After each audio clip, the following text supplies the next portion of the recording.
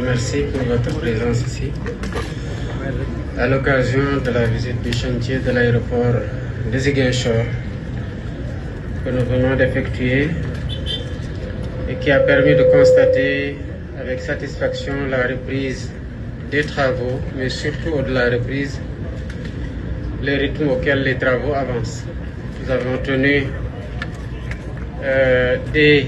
l'année 2025 avec la loi de finances rectificative d'injecter un montant de 7 milliards et de prévoir le montant résiduel de 6 milliards pour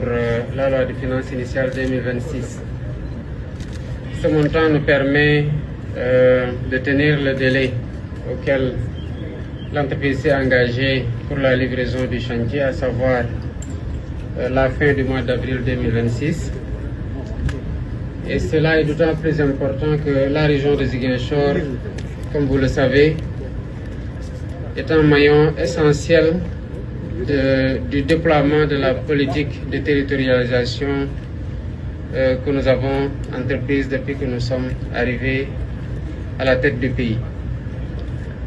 Ziguinchor a un potentiel énorme sur le plan touristique, sur le plan culturel, sur le plan économique. Et c'est la raison pour laquelle nous avons jugé qu'il était d'une priorité, d'une très haute priorité, que le chantier de l'aéroport puisse être finalisé et que la desserte à Ziguinchor à partir des autres pôles de connexion puisse être assurée directement via l'aéroport. Je voudrais appeler les entreprises engagées dans le chantier à continuer à donner le meilleur d'eux-mêmes pour que la conception architecturale de haute facture et la qualité des travaux qu'ils sont en train de délivrer